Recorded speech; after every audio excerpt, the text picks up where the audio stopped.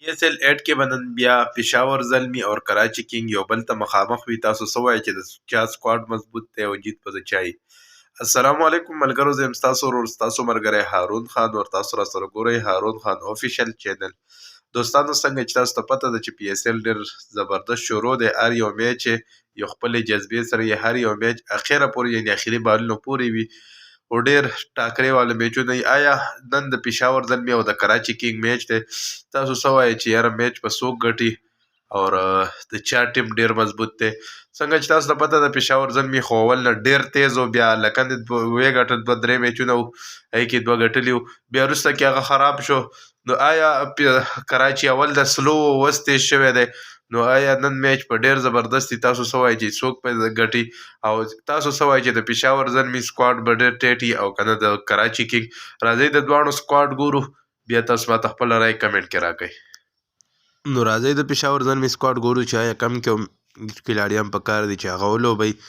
نو راځئ دې کې ګورو د پېښور زلمي میچ کې بابر اعظم اور پاول او داسې سیم ایوب هم په کار ده چې ځکه چې ډېر زبردست میچ کوي اور جیسم نیسم دې خو څه پورې څه خاصه کارکردګي نشته، په کار ده چې دا پیره دا کینئ او دې په ځای یو بل کلاړي والي. او رذرفورډ خو راغلی نه دی. نور اوس ګورو چې کم کلاړیان په کار دي چې هغه ولوبېږي دې میچ کې. دا دی دا کولر چې کم دی دا هم دې ولوبېږي ځکه چې یو ډېر زبردست کلاړي دی.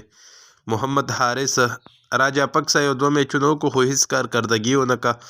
مجیب الرحمن که راغلی بالنګ دپاره ډېر زبردست. ارشاد اقبال دا هم ښه دی. عثمان قادر اور وهاب ریاض.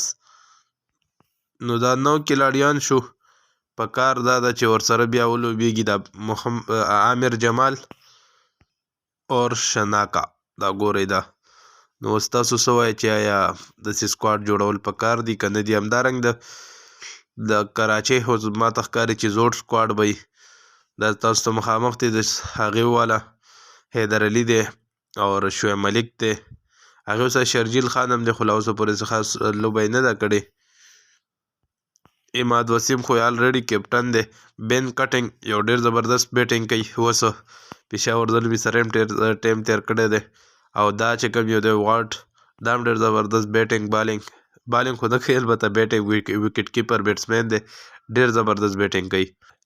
او دا چې کوم ټای دا هم بهترین کلاړي دی ښایسته.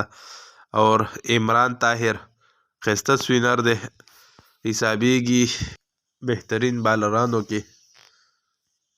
محمد امیر هغې به دا خامخا لوبوي ځکه چې د دغې چې کوم د سپیډ بالر دی هماغه محمد امیر دی.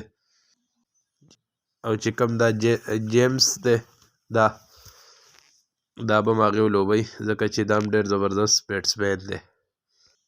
اور میر حمزه نو دا 11 کلاړیانو ټیم د دې هم دی.